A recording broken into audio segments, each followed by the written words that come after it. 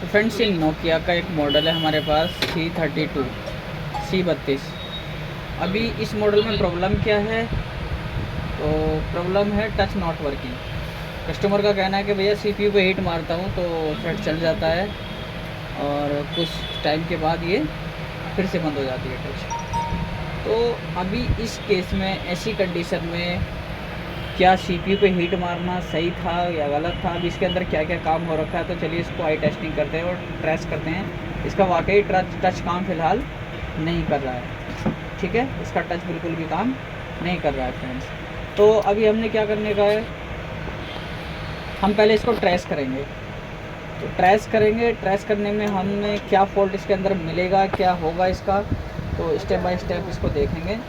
तो सबसे पहले तो हम इस कनेक्टर का, जो हमारा डिस्प्ले का कनेक्टर है इसमें हम टच का GR लेते हैं कि इसकी 4-5 लाइन जो मोस्ट इम्पोर्टेंट रहती हैं, 5 से 6 लाइन लगभग, तो क्या इन पे GR वैल्यू ओके है या नहीं है। और चलो देखते हैं, प्रयास करते हैं इसको करने का। और यहाँ पे हम इसको रख लेते हैं डायोड मोड पे, और यहाँ से हम इसको चेक करेंगे एक एक करके। तो एक लाइन ये है हमारा 420, 236, 1068, यानी कोई 1 किलो ओम की रेजिस्टेंस लगी हुई इसमें लाइन पे। तो 770, 771, ये टच के लाइन पे GR बिल्कुल प्रॉपर ओके है। अभी इधर अगर हम देखें दूसरी साइड में, तो बंदे ने यहाँ पर CPU पे हीट किया हुआ है, ये देखें इसका बॉल तक निकला हुआ है CPU का, लेकिन सेट अभी चालू है। अब अगर चालू कंडीशन में है तो हम इसका CPU पे कोई भी काम अभी नहीं करेंगे। तो क्या करना चाहिए फ्रेंड्स, तो हम इसका सबसे पहले जो कनेक्टर है, इस कनेक्टर को हम चेंज करके देखेंगे। क्योंकि कई बार क्या रहता है, वो ड्राई शोल्ड होने की वजह से, या आपस में अंदर की साइड में मॉइस्चर आने की वजह से, या कार्बन आने की वजह से, ये क्या होता है कि आपस में लाइनें टच हो जाती हैं, सेम हो जाती हैं, तब भी ये प्रॉब्लम इस तरह का बनता है। क्योंकि GR प्रॉपर ओके आ रहा है, तो हम कनेक्टर हटा के एक बार इसका GR लेंगे। कनेक्टर को हटाएंगे तो 350 पे अपने को हीट रख लेना है। तो यहाँ से हम इसका एक बार कनेक्टर रिमूव करेंगे, कनेक्टर रिमूव करके देखेंगे और देखते हैं कि GR बिल्कुल प्रॉपर सेम हर एक लाइन पे मिल रही है कि नहीं मिल रही है, या कोई 2 लाइन आपस में टच हो रही हो और एक लाइन ब्रेक हो, ऐसा भी हो सकता है। तो इस कनेक्टर को हटाने के बाद हमें पता लग जाएगा। जैसे मैंने अभी एक लाइन बोली कि 2 लाइन आपस में टच हो रही हो और एक लाइन ब्रेक हो सकता है कि जैसे मान लीजिए कोई एक, ये 2 लाइन है, अभी एक लाइन इससे कटी हुई है और लेकिन दूसरी का GR यहाँ पर दिखा रहा हो, ऐसा भी होता है ना। तो इसलिए आपको क्या करना है, ये कनेक्टर हटा लेना है, क्योंकि GR प्रॉपर सब पे आ रहा है और 2 लाइन पे सेम बराबर की लाइन पे सेम GR मिल रहा है एकदम। तो हो सकता है कि ये एक लाइन ब्रेक हो और एक लाइन इसका आ रहा हो। तो क्या हमारी सोच सही है, गलत है, या हो सकता है कनेक्टर ख़राब हो, है ना। तो इसको हम चेंज करेंगे, एक बार कनेक्टर को ही चेंज कर देंगे और इसको हटाने के बाद एक बार GR भी ले लेंगे हम, इसका टच की लाइन होगा। तो बने रहें वीडियो में, मज़ा आएगा। थोड़ा समय तो लगता है, जब हम कोई काम करते हैं तो समय तो लगेगा। और ऐसा नहीं है कि बात बनाने से या हवाओं में तीर चलाने से काम हो जाता है, ऐसा भी नहीं, काम तो करना पड़ेगा। और इस काम में फ्रेंड्स गलती की गुंजाइश नहीं होती। अगर हम गलती करेंगे तो नुकसान होगा, कस्टमर का हो या आपका। तो नुकसान किसी का भी नहीं होना चाहिए, ना कस्टमर का होना चाहिए और ना ही आपका। और गलती अगर हो भी जाए तो गलती से सीखना चाहिए, क्योंकि गलती हमें सिखा के जाती है, गलतियों से हमें सीखने के लिए मिलता है।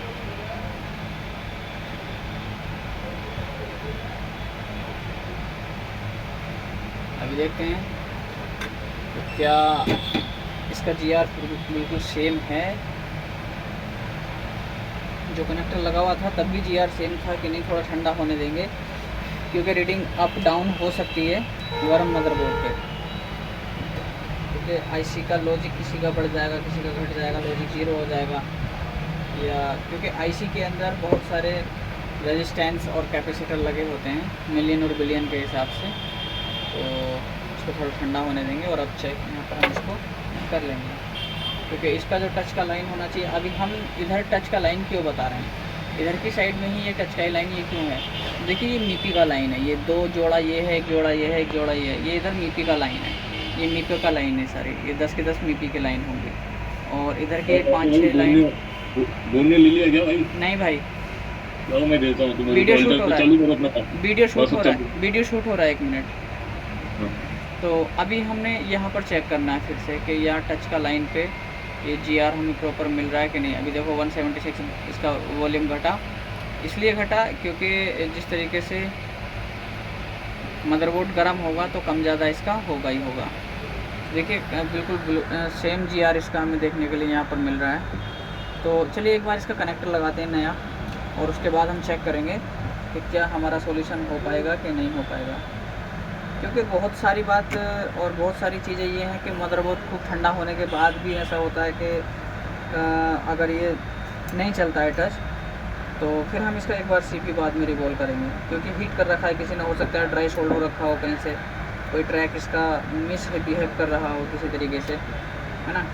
तो एक बार हम इसका कनेक्टर सबसे पहले लगा देंगे। ये नया कनेक्टर है हमारे पास, ये नया कनेक्टर हम इसके ऊपर अप्लाई करेंगे और उसके बाद देखेंगे कि क्या हमारा सॉल्यूशन हो पाएगा कि नहीं हो पाएगा।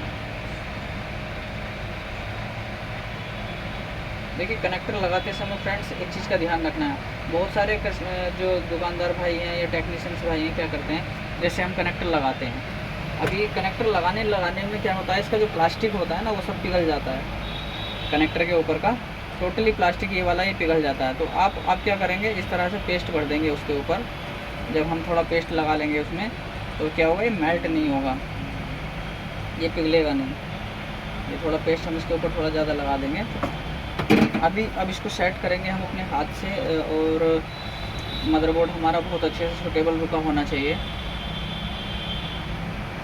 इस तरीके से। अभी बॉल के सामने बॉल होगा हमारा तो एकदम बिल्कुल परफेक्ट बैठेगा। अब इसको हम हीट करेंगे यहाँ पर, तो वही हीट हमें 350 के आसपास अपना रखना है, 350-355 के आसपास। जब हम किसी भी सॉकेट के ऊपर या कनेक्टर के ऊपर थोड़ा पेस्ट लगा देते हैं तो उसका फूकने का या उसका पिघलने का जो है खतरा बहुत ज़्यादा कम हो जाता है। तो आपका केवल PVD पिघलेगा, प्लास्टिक नहीं। तो पेस्ट के बहुत सारे अपने अपने फ़ायदे हैं। मैं पेस्ट कौन सा यूज़ करता हूँ मैं दिखा दूँगा आपको, और मार्केट में अलग अलग तरीके के पेस्ट मौजूद हैं, आप जैसा चाहे वैसा यूज़ कर सकते हैं। जितना अच्छा महंगा ख़रीदेंगे, देखिए कोई मशीनरी हो या कोई आपका फ्लक्स वगैरह कोई भी सामान अगर रहेगा, PPD वगैरह रहेगा, आप महंगा यूज़ करेंगे तो काम करने में मज़ा अलग आएगा। मशीनरी महंगी यूज़ करेंगे तो उसमें मज़ा अलग आएगा। तो ऐसा नहीं है कि जब हम कपड़ा पहनते हैं, ब्रांड अगर पहनेंगे तो उसका पहनने का मज़ा अलग होता है ना, सेम इसी तरीके से मशीनरी का हिसाब है। अगर हम अच्छी मशीनरी का इस्तेमाल करेंगे तो काम अच्छा होगा। अभी देखिए ये हमारा शायद बैठ चुका है, परफेक्ट बैठ गया है हमारा कनेक्टर, तो बिल्कुल परफेक्ट है। अब इसको हम क्या करेंगे, कॉटन से क्लीन करेंगे, थोड़ा सा कॉटन ले लेंगे थोड़ा, और कॉटन से फ्लक्स डाल के इसके अंदर थिनर वगैरह डाल के, आप जो भी यूज़ करते हैं, मैं तो फ्लोरो मूवर का यूज़ करता हूँ, जो मेरे लिए सबसे बेस्ट है। इससे सेट डेड होने का ख़तरा भी कम होता है। कई बार अगर हम पेट्रोल वगैरह यूज़ करते हैं तो सेट डेड हो जाते हैं, क्योंकि नमी बैठ जाती है IC के नीचे, जिसकी पेट्रोल की नमी कभी कभी ख़त्म नहीं होती है। लेकिन अगर आप UV रिमूवर जो आता है, ग्लो रिमूवर, जिससे हम डिस्प्ले को क्लीन करते हैं, तो उससे नमी नहीं बैठती, उड़ जाता है सर। अब देखिए कनेक्टर हमारा लग चुका है। अब इसके बाद हम चलिए चेक करते हैं इसको, और चेक करने के बाद देखेंगे कि क्या हमारा टच प्रॉपर वर्किंग में आया कि नहीं आया। तो इसको चेक कर लेते हैं फ्रेंड्स।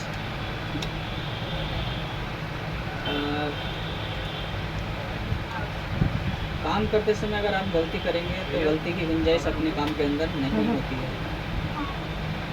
और ये कनेक्टर कहीं ऐसा तो नहीं है कि थोड़ा बहुत ज़्यादा टाइट लग रहा है, किसी और मॉडल का तो नहीं है।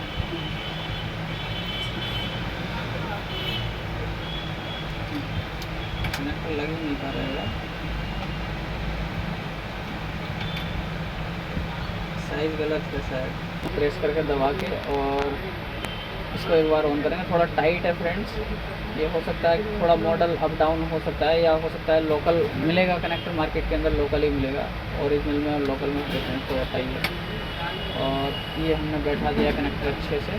तो चलिए इसको एक बार ऑन करते हैं और देखते हैं कि हमारा सॉल्यूशन हुआ कि नहीं हुआ। तो देखिए डिस्प्ले तो फ्रेंड्स आ चुका है, थोड़ा ये साइज़ इधर उधर हो सकता है हल्का फुल्का, कोई बात नहीं। देखते हैं ऑन करके कि हमारा सॉल्यूशन हुआ कि नहीं हुआ।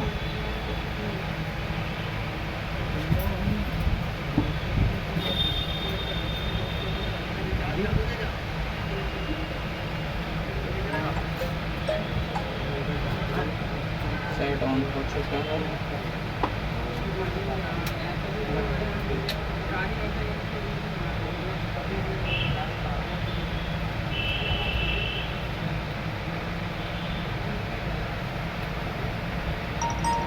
देखिए फ्रेंड टच हमारा काम करना स्टार्ट कर दिया है और टच चल चुका है इसका।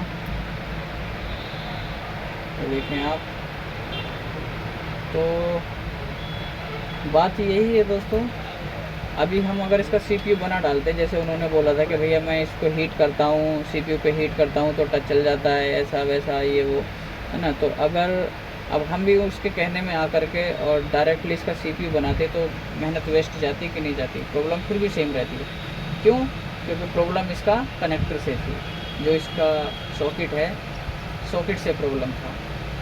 तो वीडियो कैसा लगा दोस्तों, और कुछ नया सीखने के लिए मिला हो तो चैनल को सब्सक्राइब करें, लाइक करें, शेयर करें दोस्तों के साथ। और अगर आप किसी फॉल्ट में फंस रहे हैं, कोई प्रॉब्लम आ रही है आपको, आप नहीं बना पा रहे हो, तो नंबर दिया हुआ है, कमेंट कर सकते हैं या कॉल कर सकते हैं डायरेक्टली आप किसी भी समय, चाहे प्रोग्रामिंग हो या किसी भी तरह का फॉल्ट आपको फंस रहे हैं आप अगर, तो आप कॉल कर सकते हैं, हेल्प ले सकते हैं।